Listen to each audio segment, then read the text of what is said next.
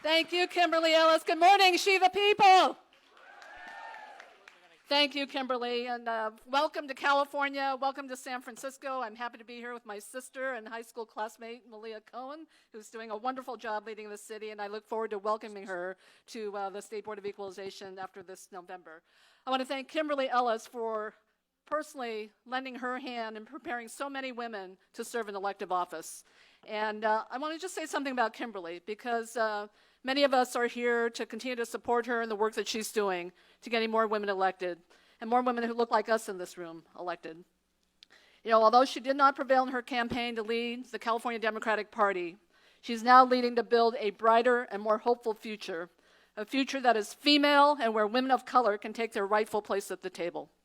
And Kimberly could have easily walked away from politics after that defeat, but instead it emboldened her, because she knew exactly the next step she needed to take to be sure that we could still work towards social and economic justice and equity. And Kimberly, thank you very much for your continued leadership. And of course, thank you to Aimee Allison for your vision. Yes, we are talking about democracy of color, and the building of that begins right here today and will continue. So sisters, we are gathered here with purpose today, because I think all of us, I know I am, tired of being patted on the back as women of color who make things happen for others, right? I mean, we keep doing this, right? We make things happen for others. I mean, what have we read in the newspapers lately?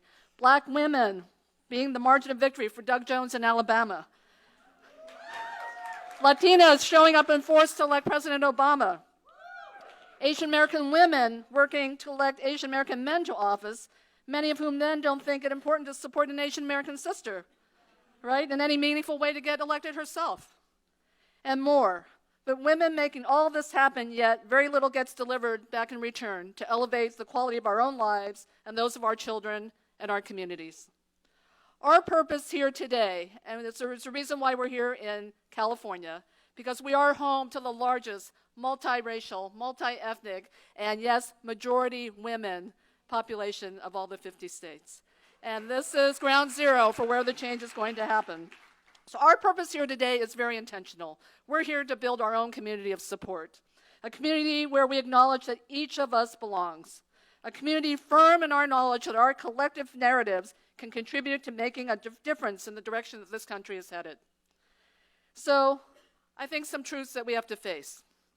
So we women of color have been regarded most of our lives as underdogs, right?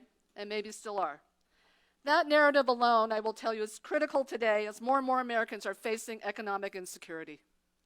Our voice matters in the policy debates about where the new job opportunities will be when automation and AI and robotics eliminate jobs, because we can change the debate to talk about how to reimagine work, how to embrace technology, and more importantly, how to reallocate work so that we do not leave any communities behind. Our voices matter when we talk about education, because unfortunately, our civil rights fights for access to quality public education are being fought again today in the 21st century, as we witness the movement to privatize education, further segregating opportunities for learning and economic success. Our voices matter when we talk about the environment, as communities of color face the most dire consequences of air and water pollution. Yet when it comes to who the best environmentalists are, I believe it is we, women of color. When we have grown up and raised our families with not much, and when we don't have much, we have very little to waste, right? And to our sisters in our indigenous communities, who know what it means to respect the land, who knows what it means to protect our oceans, and the lessons we can learn when they are in positions of leadership and decision-making. But it's not just enough to own our own narratives. We must work to elevate those with whom we share our narratives to serve as policymakers, decision-makers, electing them to offices at all levels of government. And I just want to give a special shout out to all my sisters who are either serving already in elected office, who are running for elected office, and we know that that number is growing. Women of color are running, and we're going to keep running, and we're going to keep winning because we are confident and understand the experience, skills, and talents we bring to the table to be effective policymakers. Because we know how to create our own rules when determining what makes us viable and how to go elected when the political parties and political leadership discount us. We actually engage our constituents. We build coalitions. We are not afraid to speak of the aspirations of our communities. that have been left behind, raising not necessarily the most money, but enough money to win, to be successful in our campaigns, and more importantly, turning out the vote one neighbor at a time. So we are here to really be a community and to develop our community, but make no mistake about it, we are always going to be tested about whether we measure up or not. And the answer to that question is, are we going to measure up? The answer to that is, hell yes, we are. And so, you know, by all accounts, I will say I'm not supposed to be standing here as the CFO of the fifth largest economy. I grew up in this city, the second oldest daughter of 6 children, immigrant parents. We grew up poor. They owned a laundry and dry cleaning business.